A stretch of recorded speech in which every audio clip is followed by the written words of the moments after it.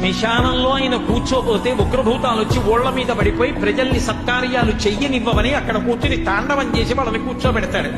పార్వతీదేవి అడిగింది మహాభారతం అనుశాసనిక పర్వంలో, శుభ్రమైన కైలాసం ఉండగా, ఇంత ఐశ్వర్యం ఉండగా, చింతామణి గృహం ఉండగా శ్మశానంలో ఎందుకుంటున్నారని అడిగింది.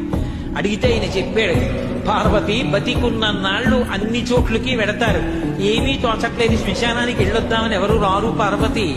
నేనంతవాణ్ణంటాడు, పొడుగ్గా ఉన్నానంటాడు, తెల్లగా ఉన్నానంటాడు, పండితుణ్ణంటాడు, పద్యాలు నాకు నోటికొచ్చంటాడు, ఉపన్యాసం చెప్పగలనంటాడు, నాకు పాటలొచ్చంటాడు, నేను నాట్యం చేస్తానంటాడు, నేను అధికారినంటాడు, నా దగ్గర డబ్బు ఉందంటాడు, నేను పాట పాడగలనంటాడు. ఇన్ని ఉన్నాయనుకున్న వాడిలోంచి ఊపిరి బయటికి వెళ్ళిపోయిన తరువాత వాడిని తీసుకెళ్లి 4 కొత్త కర్రల మీద పడుకోబెట్టి చాప చుట్టి తాడు కట్టి పైన నూలుబట్ట కప్పి తీసుకొచ్చి అన్నీ తీసేసి కర్రల మీద పడుకోబెట్టి కాల్చేస్తుంటే జీవుడు లేచి నిలబడి పుర్రె పగిలిపోయిన తరువాత కన్న కొడుకు కూడా స్నానం చేసి వెళ్ళిపోతుంటే చీకటి పడిపోయాక, అయ్య బాబోయ్ చుట్టూ ఉగ్రభూతాలు, నా వాళ్ళన్న వాళ్ళు లేరు, వీళ్ళని నమ్ముకున్నాను, ఒక్కడు లేడని ఏడుస్తుంటే నేనున్నాను రా అని చెప్పడానికి నేను కూడా లేకపోతే చచ్చిన వాడు 1000 మాటలు చచ్చిపోతారని అక్కడ ఉన్నారు పార్వతి, నా కర్మకాలక్కడ లేనన్నాడు.